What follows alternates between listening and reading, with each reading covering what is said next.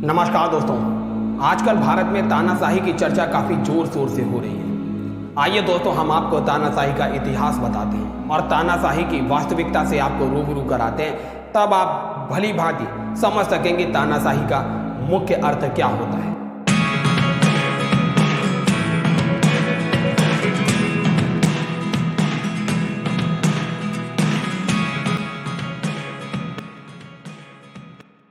ये बात है दोस्तों 1970 के दौर की।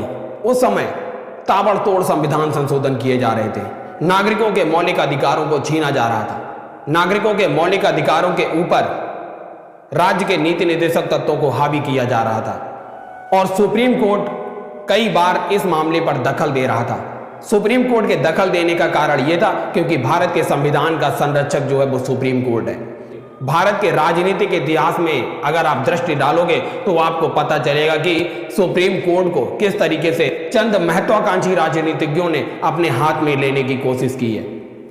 दोस्तों, संविधान संशोधन अपनी चरम स्तर पर पहुंच चुका था। नागरिकों के मौलिक अधिकारों का लगातार अल्पीकरण किया जा रहा था। सुप्रीम कोर्ट कई बार इंदिरा गांधी के विरोध में जाकर निर्णय दे रहा था, लेकिन इंदिरा गांधी जी ताबड़तोड़ संविधान संशोधन किए जा रही थी। सबसे पहले हम आपको बताते हैं 24वां संविधान संशोधन। इसमें इंदिरा गांधी जी विधि की परिभाषा को संविधान में डाल देती है। अनुच्छेद 13 जो है वो विधि के परिभाषा से संबंधित है। तो अनुच्छेद 13(4) में 24वें संविधान संशोधन के द्वारा इंदिरा गांधी जी जोड़ देती हैं कि अनुच्छेद 368 के तहत किया गया संविधान संशोधन अनुच्छेद 13(2) में वर्णित विधि की परिभाषा के अंतर्गत नहीं आता है। तो दोस्तों, इंदिरा गांधी जी जितने भी संविधान संशोधन कर रही थी वो ये इसलिए किए जा रहे थे कि सुप्रीम कोर्ट किसी भी संविधान संशोधन की समीक्षा ना कर सके। सुप्रीम कोर्ट जब जब समीक्षा कर रहा था, इंदिरा गांधी के द्वारा मौलिक अधिकारों के अल्पीकरण को लगातार वह सुप्रीम कोर्ट निरस्त कर रहा था। इंदिरा गांधी जी ने अपनी तानाशाही के माध्यम से सुप्रीम कोर्ट को कई बार चुप कर दिया। आपको बताते हैं केशवानंद भारती 1973 का मामला 13 जजेस की बेंच ने ऐतिहासिक फैसला सुनाया। संविधान का आधारभूत ढांचा बेसिक स्ट्रक्चर का गठन किया। उस बेसिक स्ट्रक्चर की परिभाषा जानने की कोशिश की गई जिससे उस बेसिक स्ट्रक्चर का तोड़ निकाल लिया जाए, लेकिन सुप्रीम कोर्ट ने बेसिक स्ट्रक्चर को डिफाइन नहीं किया और कहा कि जब जब संविधान संशोधन किया जाएगा तब तब इस बेसिक स्ट्रक्चर को डिफाइन किया जाएगा। तो दोस्तों, इस तरीके से केशवानंद भारती मामले ने सुप्रीम कोर्ट को मजबूती दी। 25 अप्रैल 1973 ईस्वी को SM सीकरी उस समय चीफ जस्टिस ऑफ इंडिया थे जब केशवानंद भारती मामले की सुनवाई हो रही थी। तो दोस्तों, जब केशवानंद भारती मामले के बाद में SM सीकरी रिटायर होने वाले थे, सुप्रीम कोर्ट के जो चीफ जस्टिस होते हैं वह वरिष्ठता के आधार पर बनाए जाते हैं। तो उस समय जस्टिस JM सेलर को चीफ जस्टिस ऑफ इंडिया बनना था, लेकिन आप देखेंगे 1973 का जो केशवानंद भारती मामला था, JM सेलर ने इंदिरा गांधी के विरोध में जाके निर्णय दिया था। इस वजह से इंदिरा गांधी ने राजनीतिक हस्तक्षेप किया था और JM सेलर को चीफ जस्टिस ऑफ इंडिया नहीं बनने दिया। जो वरिष्ठता के क्रम में चौथे पायदान पर आते थे, AN रे को, जिन्होंने केशवानंद भारती मामले में इंदिरा गांधी के सपोर्ट में बोला था, उनको चीफ जस्टिस ऑफ इंडिया बनाया जाता है। दोस्तों, यही काम होता है 1977 में जब इंदिरा गांधी जी ने चीफ जस्टिस ऑफ इंडिया की नियुक्ति में हस्तक्षेप किया था। जब EDM जबलपुर वर्सेस शिवाकांत शुक्ला का मामला सुप्रीम कोर्ट में पहुंचा हुआ था। दरअसल यह मामला आपातकाल में मौलिक अधिकारों के अल्पीकरण से संबंधित था। हालांकि इस मामले का निर्णय पूर्ण रूप से सरकार के पक्ष में गया। इस मामले की सुनवाई जो बेंच कर रही थी उसमें 4 जजेस थे। 3 जजेस ने इंदिरा गांधी के पक्ष में जाकर निर्णय सुनाया। इस वजह से यह मामला इंदिरा गांधी के पक्ष में गया, लेकिन एक जज जो थे, जो उस समय जो तत्कालीन चीफ जस्टिस ऑफ इंडिया के रिटायरमेंट के बाद उनको चीफ जस्टिस ऑफ इंडिया बनना था, उनका नाम था HR खन्ना। उन्होंने EDM जबलपुर वर्सेस शिवाकांत शुक्ला के मामले में इंदिरा गांधी के विरोध में बोला था। इस वजह से वरिष्ठता के क्रम को फिर से तोड़ा गया और चीफ जस्टिस ऑफ इंडिया बनाया गया सरकार के कठपुतली जज MH बेग को। तो दोस्तों, आपने देखा सुप्रीम कोर्ट को भारत की राजनीति ने किस प्रकार से बंधक बनाने का कार्य किया। आइए एक वाक्य और आपको बताते हैं। 12 जून 1975 का वो दिन जब इंदिरा गांधी की रायबरेली सीट पर राजनारायण के द्वारा कथित भ्रष्ट आचरण के द्वारा चुनाव को जीतने के आरोप लगाए गए थे और इस मामले की सुनवाई हाई कोर्ट में चल रही थी। जस्टिस जगमोहन सिन्हा 8 जून को अपना निर्णय देने वाले थे, लेकिन चूंकि 8 जून को गुजरात विधानसभा का चुनाव था, इस वजह से राजनीतिक दबाव के कारण 8 जून को जगमोहन सिन्हा को निर्णय नहीं देने दिया गया। लेकिन 8 जून के बाद में एक वरिष्ठ पत्रकार थे कुलदीप नैयर, उनसे अपने इंटरव्यू में जगमोहन सिन्हा कहते हैं कि 8 जून के बाद उनको खरीदने की कोशिश की गई, उनको सुप्रीम कोर्ट का जज और 5 लाख रुपए देने की पेशकश की गई, लेकिन जगमोहन सिन्हा ने निर्णय की तारीख को 12 जून डिक्लेयर कर दिया। 12 जून 1975 को इलाहाबाद हाई कोर्ट के जज जगमोहन सिन्हा ने ऐतिहासिक फैसला सुनाया और यह फैसला बहादुरी से भरा हुआ भी था। उन्होंने इंदिरा गांधी के रायबरेली के लोकसभा चुनाव को रद्द कर दिया और उनको आगामी 6 वर्षों तक कोई भी इलेक्शन न लड़ने का प्रतिबंध लगा दिया गया। लेकिन साथ ही इंदिरा गांधी के पास सुप्रीम कोर्ट के दरवाजे खुले हुए थे। इंदिरा गांधी जी ने सुप्रीम कोर्ट में जाकर इलाहाबाद हाई कोर्ट के फैसले को चुनौती दी।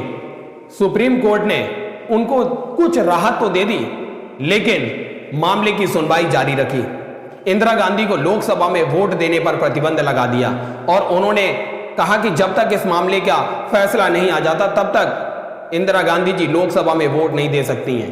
दोस्तों, इसी के बाद सुप्रीम कोर्ट का फैसला आने से पहले ही इंदिरा गांधी जी ने 1975 में आपातकाल घोषित कर दिया। जहां जहां पर गैर कांग्रेस की सरकारें थी, सारी विधानसभाओं को भंग कर दिया गया। आपातकाल लगने के बाद देश में 38वां संविधान संशोधन आप देखेंगे। 38वें संविधान संशोधन में प्रावधान किया जाता है कि कोई भी पदासीन प्रधानमंत्री हो, लोकसभा का अध्यक्ष हो, राष्ट्रपति हो, उपराष्ट्रपति हो, इनके चुनाव की प्रक्रिया पर सुप्रीम कोर्ट कोई भी सुनवाई नहीं करेगा। क्योंकि दोस्तों, इलाहाबाद हाई कोर्ट ने प्रधानमंत्री के चुनाव को रद्द कर दिया था और इन पर प्रतिबंध लगा दिए थे और वही काम सुप्रीम कोर्ट में भी होने वाला था। सुप्रीम कोर्ट का निर्णय अभी आया ही नहीं था, तब तक आपातकाल घोषित कर दिया गया। आपातकाल घोषित करने के बाद तुरंत 38वां संविधान संशोधन कर दिया गया। और दोस्तों, हम आपको बता देना चाहते हैं कि अभी वर्तमान में आर्टिकल 356 संविधान का जो अनुच्छेद 356 है, इसके दुरुपयोग की काफी चर्चा हो रही है। तो दोस्तों, आपको हम बता देते हैं, सन 1966 से लेकर 1977 तक आर्टिकल 356 राष्ट्रपति शासन का सबसे ज्यादा दुरुपयोग किया गया। 1966 से लेकर 1977 तक 31 बार 31 टाइम्स राष्ट्रपति शासन लगाया गया। तो दोस्तों, आप इस बात को समझ सकते हैं कि सबसे ज्यादा संविधान में वर्णित आर्टिकल 356 का दुरुपयोग किसने किया। हम आपको दोस्तों बताते हैं, जब 1980 में इंदिरा गांधी जी की सरकार दोबारा बनती है, तब 1981 में एक ही बार में 9 राज्यों में राष्ट्रपति शासन लगाया, जो अब तक भारत में किसी भी प्रधानमंत्री के द्वारा आर्टिकल 356 का सबसे भयानक दुरुपयोग है। चाहे दोस्तों सुप्रीम कोर्ट को अपने हाथ में लेने की बात हो, या संविधान को अपने अनुसार बदलने की बात हो, या फिर राज्यों में राष्ट्रपति शासन लगाने की बात हो, सबसे ज्यादा भयानक दुरुपयोग कब हुआ है, हमने सारा का सारा विवरण आपके सामने रखा है। तानाशाही का दौर पहले था या वर्तमान में है तानाशाही का दौर। दोस्तों, आपको बता दें, जो नेशनल जुडिशरी अपॉइंटमेंट कमीशन, जो 100वां संविधान संशोधन किया गया, उसको जब सुप्रीम कोर्ट ने असंवैधानिक करार देते हुए उस संविधान संशोधन को कैंसिल कर दिया, लेकिन फिर भी आपने नहीं देखा होगा कि सुप्रीम कोर्ट के जज को राजनीतिक रूप से चुना गया हो, सुप्रीम कोर्ट के चीफ जस्टिस को राजनीतिक रूप से चुना गया हो। सुप्रीम कोर्ट के कई फैसले, चाहे चंडीगढ़ मेयर इलेक्शन हो या फिर इलेक्टोरल बॉन्ड से संबंधित फैसला हो, सुप्रीम कोर्ट ने सरकार के विरोध में जाके निर्णय दिया। लेकिन इसके बावजूद भी सुप्रीम कोर्ट आज स्वतंत्र है। 42वां संविधान संशोधन जो उस आपातकाल के विभीषिका में किया गया, नागरिकों के मौलिक अधिकारों को छीना गया, विधानसभा और लोकसभा के कार्यकाल को 6 वर्ष कर दिया गया और केंद्र को वह शक्ति दे दी गई, भारत के किसी भी राज्य में कानून व्यवस्था बनाए रखने के नाम से वह केंद्र की सैन्य और पुलिस बल को किसी भी राज्य में भेज सकती है। दोस्तों, विधायिका के द्वारा किया गया कोई सा भी संविधान संशोधन हो, वह न्यायपालिका के द्वारा नहीं देखा जा सकता है। दोस्तों, इस प्रकार के संविधान संशोधन किए गए और आपने पिछले 10 वर्ष में 2014 से लेकर 2024 तक अभी तक एक भी ऐसा संविधान संशोधन सुना है जिसमें मौलिक अधिकारों का हनन किया गया हो? आपने कोई सा भी ऐसा संविधान संशोधन सुना है जिसमें नागरिकों के स्वतंत्रता, समता अथवा संस्कृति का अधिकार छीना गया हो? आपने दोस्तों पिछले 10 वर्षों में सुप्रीम कोर्ट के जज अथवा चीफ जज को राजनीतिक रूप से चुनते हुए देखा है? अगर दोस्तों हमारे मौलिक अधिकार सुरक्षित हैं, दोस्तों अगर हमारी न्यायपालिका स्वतंत्र है, तो आप कैसे कह सकते हो कि तानाशाही अब है?